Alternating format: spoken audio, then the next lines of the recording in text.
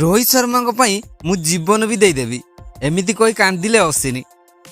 Match ଚାଲିଥିଲା ଆଉ ଏତିକି ବେଳେ ଅଶ୍ୱିନୀକୁ ପାଖକୁ ଆସିଲା ଫୋନ୍ କଲ୍। ଆଉ ଫୋନ୍ ଉଠାଇବା ବେଳେ ଚେତାଶୂନ୍ୟ ହୋଇଗଲେ ରବିଚନ୍ଦ୍ରନ ଅଶ୍ୱିନୀ। ମାଙ୍କ ବିଷୟରେ ଏଭଳି ଦୁଃସମ୍ବାଦ ଅଶ୍ୱିନୀଙ୍କ ମନୋବଳ ଭାଙ୍ଗି ଦେଇଥିଲା। ଆଉ ସେ ଡ୍ରେସିଂ ରୁମ୍ରେ ବସି କାନ୍ଦିବାକୁ ଲାଗିଥିଲେ। ଗୋଟିଏ ପଟେ ମ୍ୟାଚ୍, ଅନ୍ୟପଟେ ପରିବାର କଥା ଭାବି ନିର୍ବାକ ହୋଇଥିଲେ ଅଶ୍ୱିନୀ। ଅଧାରୁ ମ୍ୟାଚ୍ ଛାଡ଼ିଗଲେ ହୁଏତ ଇଂଲଣ୍ଡ ବାଜି ପଲଟାଇ ଦେବ। ଶେଷ ଥର ପାଇଁ ମାଙ୍କ ସହିତ କଥା ହୋଇଥିଲେ ଅଶ୍ୱିନୀ।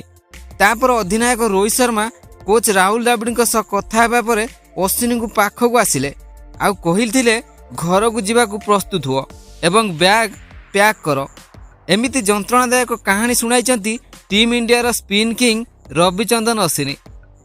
ରବିଚନ୍ଦ୍ରନ ଅଶ୍ୱିନୀ ନିଜେ ଏହି ଯନ୍ତ୍ରଣାଦାୟକ କାହାଣୀ ବର୍ଣ୍ଣନା କରିଥିଲେ। ରାଜକୋଟରେ ଇଂଲଣ୍ଡ ବିପକ୍ଷରେ ଭାରତ ତୃତୀୟ ଟେଷ୍ଟ ଖେଳୁଥିବା ବେଳେ ହଠାତ୍ ଘରକୁ ଫେରିଥିଲେ ଅଶ୍ୱିନୀ। ରାଜକୋଟରୁ ଚେନ୍ନାଇ ତୁରନ୍ତ ଯିବା ପରି ସମ୍ଭବପର ହୋଇନଥିଲା। ଆଉ ଅଧିନାୟକ ରୋହିତ ଶର୍ମା ଏହାକୁ ଗୁରୁତ୍ୱର ସହ ନେଇ ଅଶ୍ୱିନୀଙ୍କ ଯିବା ବ୍ୟବସ୍ଥା କରିଥିଲେ। ଆଉ ଏଥିରେ ସହଯୋଗ କରିଥିଲେ ଚେତେଶ୍ୱର ପୂଜାରା। ଅଶ୍ୱିନୀ କହିଛନ୍ତି ଯେ ଚେତେଶ୍ୱର ପୂଜାରା ଏକ ଚାର୍ଟର ବିମାନ ବ୍ୟବସ୍ଥା କରିବା ପାଇଁ ଅନେକ ଲୋକଙ୍କ ସହିତ କଥା ହୋଇଥିଲେ। ଆଉ ଚାର୍ଟର ପ୍ଲେନ୍ ବ୍ୟବସ୍ଥା ହେବା ପରେ ତୁରନ୍ତ ମାଙ୍କ ନିକଟରେ ପହଞ୍ଚି ପାରିଥିଲେ ଅଶ୍ୱିନୀ। ରାଜକୋଟ ଟେଷ୍ଟର ଦ୍ୱିତୀୟ ଦିନରେ ଏହି ପୁରା ଘଟଣା ଘଟିଥିଲା। ଦିନର ଖେଳ ଶେଷ ହେବା ପରେ ରବିଚନ୍ଦ୍ରନ ଅଶ୍ୱିନୀ ତାଙ୍କ କ୍ୟାରିୟରର 500ତମ ୱିକେଟ୍ ନେଇ ଉତ୍ସବ ପାଳନ କରୁଥିଲେ। କିନ୍ତୁ ଯେତେବେଳେ ଘରୁ ହଠାତ୍ ଫୋନ୍ କଲ୍ ଆସିଲା ଅଶ୍ୱିନୀ ତ ତାଜ୍ଜୁବ୍ ହୋଇଯାଇଥିଲେ। ହଠାତ୍ ତାଙ୍କ ମାଙ୍କ ଅସୁସ୍ଥ ହୋଇପଡ଼ିଥିବା ଓ ହସ୍ପିଟାଲରେ ଭର୍ତ୍ତି ହୋଇଥିବା ଜଣାଇଥିଲେ ତାଙ୍କ ପତ୍ନୀ। ପତ୍ନୀଙ୍କ କଥା ଶୁଣିବା ପରେ ଅଶ୍ୱିନୀ ସ୍ତବ୍ଧ ହୋଇଯିବା ସହିତ କାନ୍ଦିଥିଲେ ଏବଂ ଚେତାଶୂନ୍ୟ ହୋଇପଡ଼ିଥିଲେ। ରବିଚନ୍ଦ୍ରନ ଅଶ୍ୱିନୀ ତାଙ୍କ ୟୁଟ୍ୟୁବ୍ ଚ୍ୟାନେଲରେ ପୁରା ଘଟଣାକୁ ବିସ୍ତୃତ ଭାବରେ କହିଥିଲେ। ଅଶ୍ୱିନୀ କହିଛନ୍ତି ମାଙ୍କ ସ୍ୱାସ୍ଥ୍ୟ ବିଷୟରେ ମୁଁ ଶୁଣିବା ମାତ୍ରେ ମୋ ଆଖି ଅନ୍ଧକାର ହୋଇଗଲା। ମୁଁ କାନ୍ଦୁଥିଲି କିନ୍ତୁ ଚାହୁଁଥିଲି ଯେ ମୁଁ କାନ୍ଦୁଥିବାର କେହି ନ ଦେଖନ୍ତୁ।